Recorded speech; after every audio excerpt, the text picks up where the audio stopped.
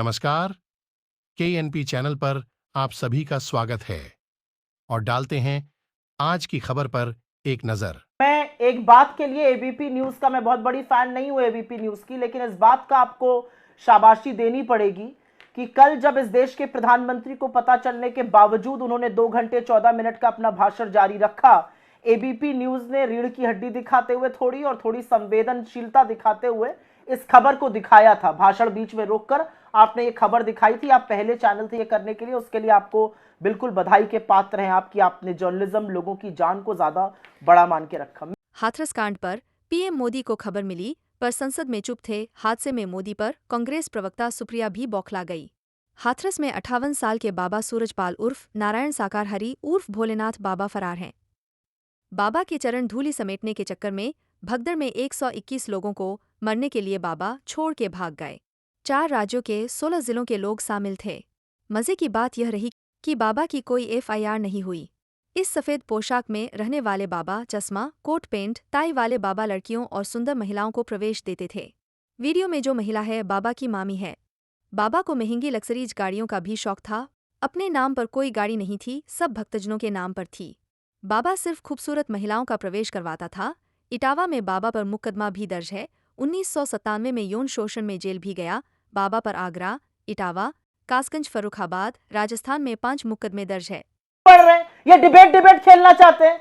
इतनी शर्म नहीं रह गई है, इतनी संवेदनशीलता नहीं रह गई। ये वो अस्पताल की तस्वीरें हैं, ये अस्पताल के प्रांगण की तस्वीरें हैं। लोग पड़े हुए हैं जमीन पर। शर्म नहीं आ रही है आप लोगों को कि जान का मोल नहीं रह गया उत्तर प्रदेश में?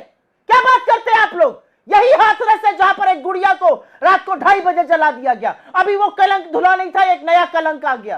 कैसी बात करते हैं? कौन इस बात का जवाब देगा कि LIU की रिपोर्ट के बावजूद प्रशासन ने क्यों ज्यादा पुलिस नहीं लगाई? कैसे अनुमति दी? एड, एम्बुलेंस, चिकित्सा व्यवस्था तो छोड़ दीजिए, जो बेसिक पुलिस व्यवस्था होनी चाहिए अग्निशमन की, फर्स्ट एड की, वो भी नदारद थी। अब इसके जवाब कौन देगा?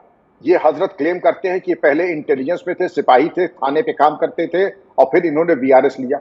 इनके ऊपर कई मुकदमे लिखे हुए हैं और ये जो इनकी चमत्कारिक बातें हैं, मेरा कोई निंदा स्तुति किसी बात की नहीं है, लेकिन कम से कम जिला प्रशासन को देखना चाहिए था कि जो इस तरीके के चमत्कारिक बातें करते हैं, ये कानूनी तौर पे ये दंडनीय अपराध भी है मैजिक रेमेडीज एक्ट के अंतर्गत। अब अगर 100 मौतें हो गई हैं तो अंजना जी ये बता दें, इसकी नैतिक और कानूनी जिम्मेदारी किसकी होगी? बाबा तो वो है, तो मतलब कम से कम उसमें कुछ स्पिरिचुअल कंटेंट तो होना चाहिए। इनके ऊपर 6 अपराध है जिसमें यौन शोषण भी है। काहे बात के बाबा? कौन से बाबा है? और आपने अगर चलिए मान भी लिया बाबा हैं, बड़े पूजनीय हैं, कम से कम वहां बेसिक पुलिस व्यवस्था, आवागमन के रास्ते, और अगर कोई आपदा विपदा होती है तो आपने कोई इमरजेंसी SOP रखी। जाहिर है कि कुछ नहीं थी। 100 मौतों का होना और वो भी हाथरस ऐसी जगह में, ये अत्यधिक चिंता और क्षोभ का विषय। अंजना जी आपने बिल्कुल सही कहा। बाबा का आडंबर कोई ओढ़ के आ जाए तो वो ऐसा लगता है कि जाके वाकई साक्षात नारायण का अवतार है।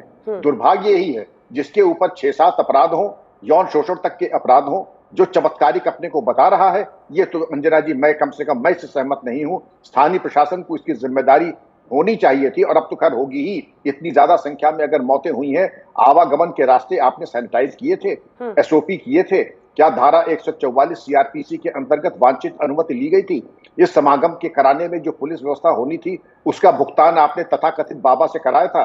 जाहिर है कि एक भी उत्तर का नहीं होगा हाँ में, और हमने एक तरीके से अपने लिए मुसीबत को दावत दी और इतनी सारी मौतें हो गई जो कि अवॉइडेबल थी। लाइक, शेयर, कमेंट और सब्सक्राइब जरूर करें। धन्यवाद।